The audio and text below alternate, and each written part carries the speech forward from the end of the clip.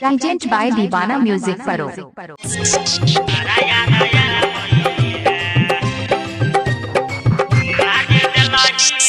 अभी आप सुन रहे हैं दीवाना म्यूजिक परो की शानदार प्रस्तुति। प्रेजेंटेड बाय डीडी प्रोडक्शन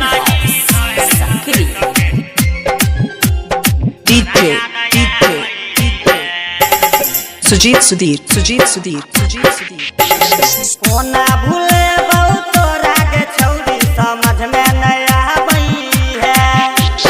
कोना भूले बहुत तोरा के छौरी समझ में नहीं आबई है। चुम्मा जे दिलही नहर पब सके मारा याद आबई है। चुम्मा जे दिलही नहर पब सके मारा याद आबई है। कोना भूले बहुत तोरा के छौरी समझ में नहीं आबई है। कोना भूले बहुत तोरा के छौरी समझ में नहीं आबई है। चुम्मा जे दिलही नहर पब सके मारा याद आबई है। चुम्मा जे दिलही नहर पब सके मारा याद आबई है।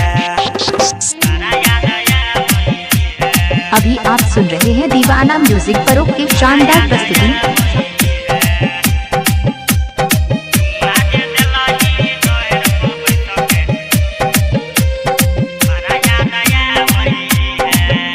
Presented by DD production house.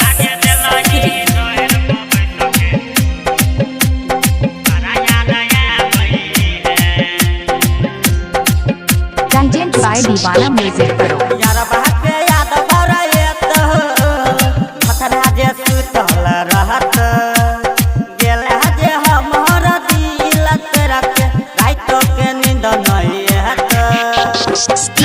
Sujit Sudhir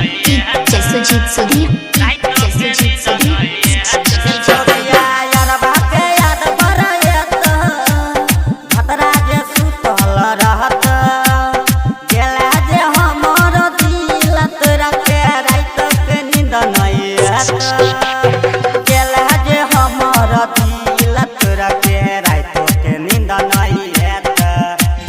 तोरा से दूर हम कोना के रहबै समझ में नहीं आबई है।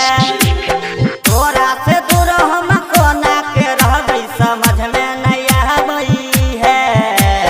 चुम्मा जे दिलही नहर पब सके बड़ा याद आबई है। चुम्मा जे दिलही नहर पब सके बड़ा याद आबई है। अभी आप सुन रहे हैं दीवाना म्यूजिक परो की शानदार प्रस्तुति।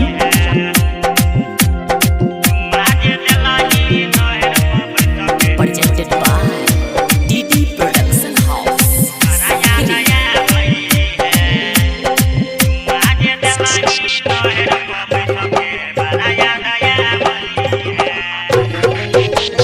राइटर दीपक के छोड़ के तू संजन से कले ला शादी।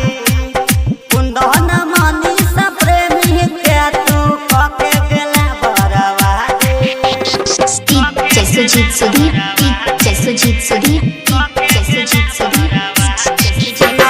राइटर दीपक के छोड़ के तू संजन से कले ला शादी। आ गायक मनी से प्रेमी के तू कके गेला बरवादी। आ गायक मनी से प्रेमी के तू कके गेला बरवादी। चल होठल लाली तोहर के छौरी बड़ा याद आबई है।